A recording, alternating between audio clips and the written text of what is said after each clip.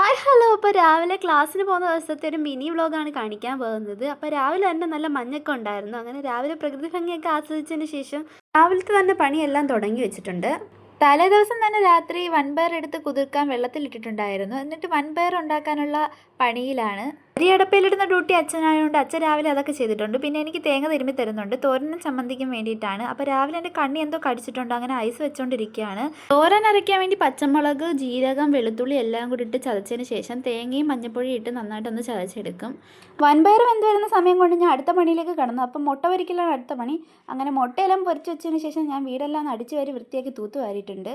ഇനി എൻ്റെ ഫേവറേറ്റ് ആയിട്ടുള്ള വൻപയർ തോരൻ വെക്കാൻ പോവാണ്. അപ്പോൾ ചട്ടി ചൂടാതിന് ശേഷം വെളിച്ചെണ്ണ ഒഴിച്ച് കടുക് ഒന്ന് പൊട്ടിച്ചതിന് ശേഷം ഞാൻ കറിവേപ്പില ഇട്ട് പിന്നെ അരപ്പെല്ലാം കൂടെ ഒന്ന് തട്ടിയിട്ട് അതിൻ്റെ പച്ചമണം പോയതിന് ശേഷം അതിനകത്തേക്ക് ഞാൻ പയറിട്ട് നന്നായിട്ടൊന്ന് ഇളക്കിയെടുക്കും. അങ്ങനെയാണ് സാധാരണ പയർ തോരൻ ഉണ്ടാക്കാറ്. അപ്പം പയർ നേരത്തെ വേവിച്ചതിന് ശേഷമാണ് കേട്ടോ ഇതിനകത്ത് തട്ടിയിടുന്നത്. നന്നായിട്ട് ഇളക്കി കുറച്ച് നേരം അടച്ച് വെച്ചതിന് ശേഷം ഫ്ലെയിം ഓഫ് ചെയ്യാം. അടുത്തായിട്ട് ഞാൻ ഉണ്ടാക്കാൻ പോകുന്നത് നമ്മുടെ കൊണ്ടാട്ടം മുളകാണ്. അപ്പോൾ ഇതെൻ്റെ ഫേവറേറ്റ് ആണ്. അങ്ങനെ കൊണ്ടാട്ടം മുളകും എണ്ണയിലിട്ട് മൂപ്പിച്ചെടുത്തതിന് ശേഷം ഞാൻ അടുത്തത് ചോറ് വിളമ്പി വെച്ച് നല്ല ആവി പറക്കുന്ന ചൂട് ചോറിനകത്തോട്ട് ഞാൻ ഉരുള ചമ്മന്തി ഉരുട്ടി വെച്ചു. പിന്നെ എൻ്റെ ഫേവറേറ്റ് ആയിട്ടുള്ള കൊണ്ടാട്ടം മുളകും നല്ല അടിപൊളി ചൂട് പയറ് തോരനും ഒരു പാത്രത്തിൽ ഒഴിച്ചുകൂടാൻ പറ്റാത്ത രാജാവായ നാരങ്ങ അച്ചാറിനെയും പിന്നെ മുട്ട പൊരിച്ചതിനെയും കൂടെ വെച്ചപ്പോഴത്തേക്ക് എൻ്റെ ഉച്ചക്കലത്തെ ചോറ്റുപാത്രം റെഡി ആയിട്ടുണ്ട്.